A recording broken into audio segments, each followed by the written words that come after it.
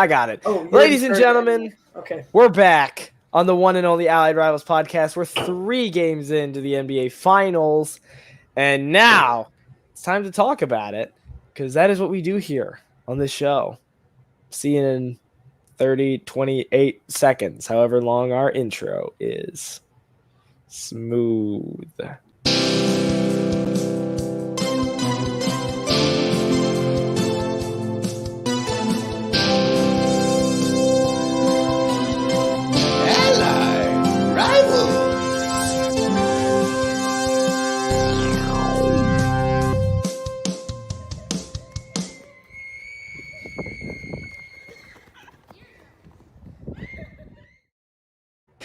And ladies and gentlemen, you already know that we are back on the one and only Allied Rivals podcast, where the lighting is decent and my hair is even worse.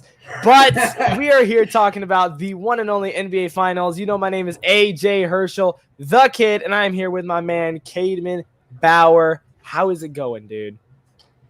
I'm pretty good. Getting back into football right now, which is a lot of fun. And then we got the Bucks who are in the finals. Yeah. And we dominated at home last night, which was pretty exciting. Yeah, it wasn't even close. We got to do the same thing in 4 though. But so I'll say I'm doing pretty good right now. But AJ, how you doing, man? I'm doing all right. Working, reading, watching basketball, watching a lot of soccer recently because Euros just ended. My heart is broken because England lost, and I don't want to talk about it. And Brazil lost. So the 2 teams I like outside of America both lost in the final, so that stinks. But sorry, man. Yeah, it is what it is. Thanks. But NBA Finals are so much fun, and playing a lot of 2K and Breath of the Wild. So good times, Good times. Right. But we're here to talk about the NBA Finals. We are going to go game by game since there's only been 3 games so far. Cade, let's start with game 1. Suns went up 118-105 on the Bucks. I know you were pretty frustrated that entire game. I was, it was messed up. I did not like the refs' callings. There were a ton, but one of the big ones that stuck out to me was, a flagrant foul is when the defender is trying to cause pain or purposely foul in some way, not with the ball, or it's just way over the top, even if it's not intentional. And then there was that one where Devin Booker was shooting over Brook Lopez, I believe it was. No, it was Chris Paul.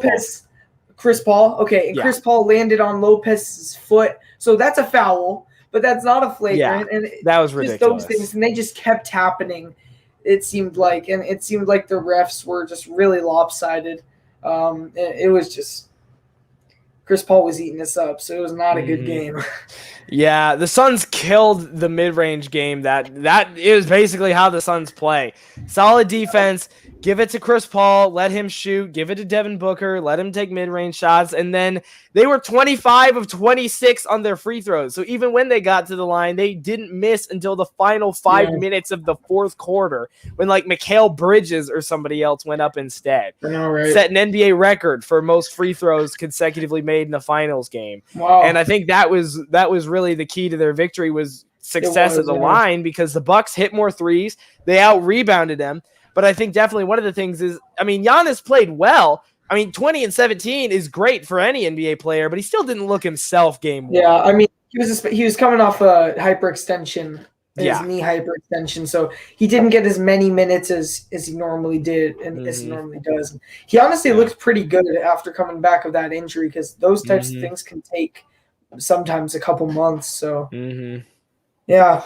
that's game 1. Definitely a pretty fine win for the Suns. It's not extraordinary or anything, but it was solid.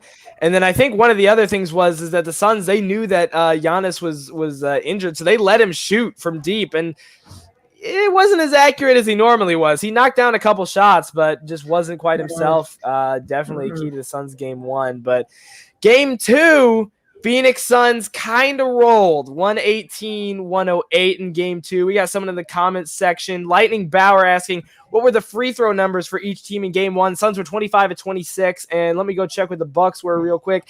9 of 16. So not the best at the line. Yeah. Moving on to game 2, Suns 118, Bucks 108. And to be honest, Caedmon, even though the score was closer, the game felt farther apart to me. This agree. felt like a bigger blowout. You felt the same, clearly. I did. It just felt like we weren't able to hit our shots, especially with three. And we were a really good. We were one of the best 3-point shooting teams in the regular season, and in the postseason, we're not doing so good. It's really weird. So you would get, I don't know, I think, was that the game Jay Crowder was 0 for 8 or something like that? No, I don't think so. I could be wrong about that, because Crowder that game had 11 points, 10 rebounds in that one. He had a double-double, so I think that might be game 1. Maybe game. Okay. Well, it just seemed like everyone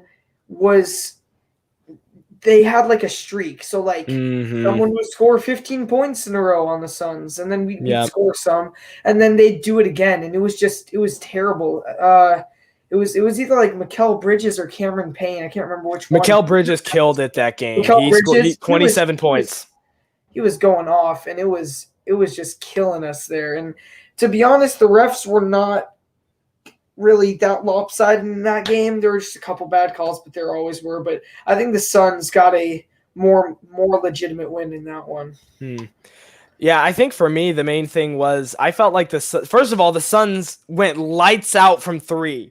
20 of 40 to 9 of 31.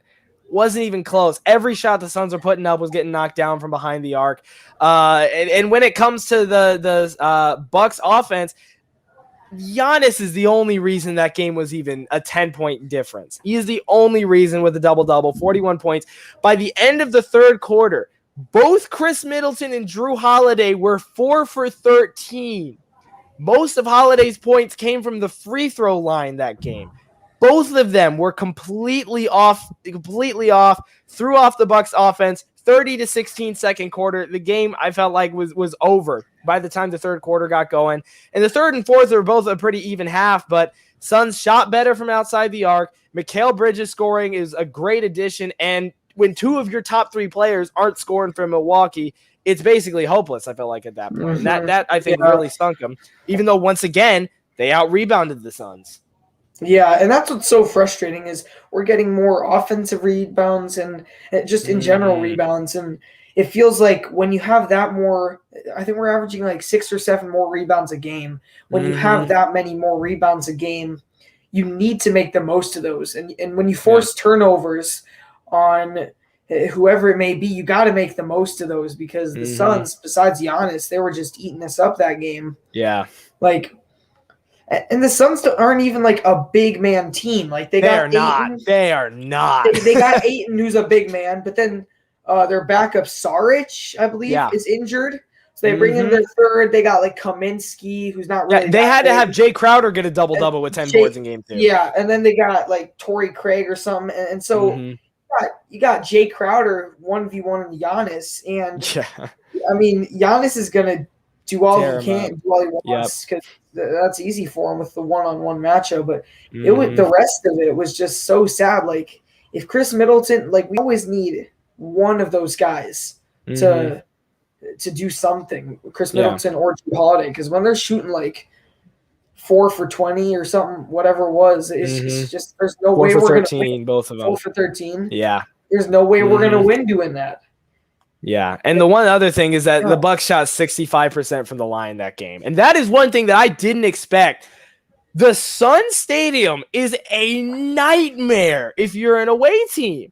Their fans are so excited for the chance of getting their first championship. And I know everyone just likes to talk about them yelling when Giannis is at the line, sure.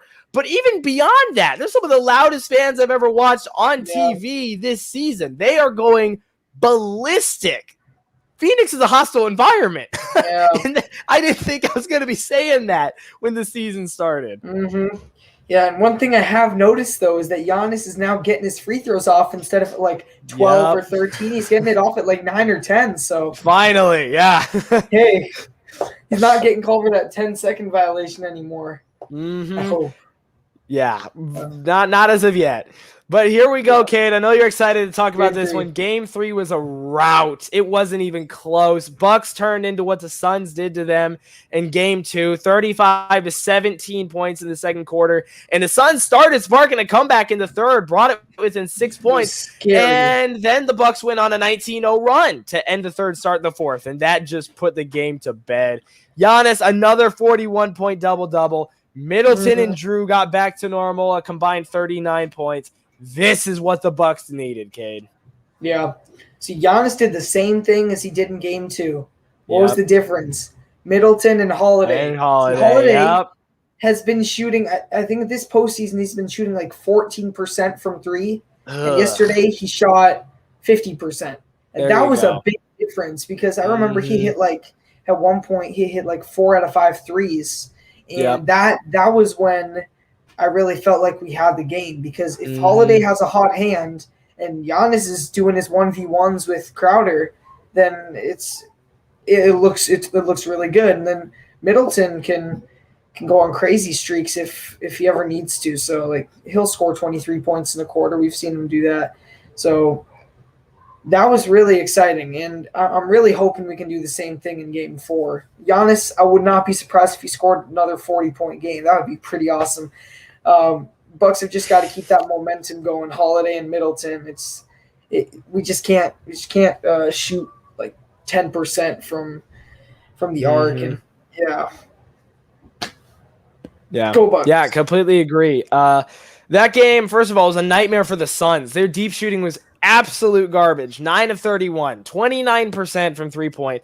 This was the first game where they finally had the most points in the paint. They finally broke 40, and they are getting outscored in the paint like crazy. And I'm sorry, I love Jay Crowder. You know I do. You know I think he's underrated. But him on Giannis is not a good matchup. That is not a good matchup at all. Giannis is taking advantage of it. He's getting rebounds. The offensive rebounding wasn't close. The second chance points was 22-0 entering the last 10 minutes of the fourth quarter. It was a absolute blowout in the paint when it came to Phoenix. And they had a chance, but then they just started going cold turkey. Nobody could hit. Nick Jay was the only person hitting anything before that run started. And after that run finally ended, Paul went cold. Booker couldn't hit a shot to save his life. He was off his game. It was just a mess when it comes to the Phoenix Suns. And I mean, you think that they did okay. Booker, though, was held to 10. Paul 19-9. These are fine games, but those are supposed to be your stars. And the Bucks took advantage. 40 from Giannis, 21 from Holiday. Middleton with a solid 18. He was lights out from mid-range and 3 this game. This is a game that the Bucks have needed the entire series, and they're really hoping to carry this momentum into the next game as well. Yeah. And see, I don't think Game 4 is – I think it's going to be a little closer because Monty Williams talking to Ayton, he's like he's telling him no more fouls, man, because that would have been a much better game, and Giannis probably wouldn't have scored 40. Maybe he would. I don't know. He probably would have. he might have. I mean, he sat out like the second half of the fourth, but whatever. Yeah. It would have been a closer game if Ayton had not had like 5. If he did not have foul trouble, like if Ayton can stay in that game, then that takes a ton away from Giannis and just in general the big man. Ayton can dominate. Like that man's crazy. 3rd year in the NBA, and he's already doing that. And then there's Booker, and we could not ask for anything better from Booker. Booker was missing left and right, and Chris Middleton was playing crazy defense on that man. See, Devin Booker, what he scored, like 70 points in the game one time? Chris Middleton just held this man to 10. Like, his defense is as good as it gets. And, I mean, I was really happy because you kind of saw Monty Williams taking him out, and you're like, oh, well, he's not injured. Yeah. What does that mean? Yeah. That means he don't want that man shooting any more garbage. So when DeAndre Ayton was out, it was a foul trouble, and Booker was out because he was out the whole fourth quarter, which is unreal. It was game over. So. Yep, absolutely. So Caedmon series is now tied. Or not tied. What am I saying? Series is now closer. 2-1. 2-1. Suns up on the Bucks. I'm happy so far because all of my predictions have been right. This is exactly what. Yeah, I predicted Suns win first two, Bucks take the first one at home. I said that in our preview video. So I'm chilling right now. So Kay, what are we saying? Game 4. Do the Suns bounce back, or do the Bucks take this momentum into Game 4? Bucks are going to carry the momentum swinging into Game 4, and I think we're going to take this one. I don't think it'll be 20 points this time because Devin Booker's not going to be doing that again, and there's no way Ayton's going to be fouling like that again. But I still think we can dominate. I still think Giannis could score 40 points back to back to back, which would be I would love to see that. It's really, for me, it's all on if either Middleton or Holiday can really get those shots going, and I think one of them will. I think it'll be Middleton this game. I think we take Game 4. Gotcha. Yeah, you know what this series is looking like a lot to me, Kane? Suns Clippers. It is looking eerily similar to Suns Clippers. Both games, Suns won the first two. Got to Game 3, they got blown out. Game 4 was an absolute slugfest between the two teams. They put up 84 and 80 in that game. I think this is going to be very, very similar. I think this is going to be a lot low. Every single game, someone scored higher than 118. I don't think that happens. I think if a team does, they barely hit 110 in this one. I think it's going to be defensive. I think the Suns are going to force the Bucks to shoot from the outside. I think the Bucks are going to keep forcing the Suns to shoot from the inside instead and guard the perimeter, make them go inside to Giannis with DeAndre Ayton inside instead. I think it's going to be close. I think the Suns take it. I'm going to stick with my initial prediction, but it's going to be close. This is the exact same thing that happened in their series against the Clippers.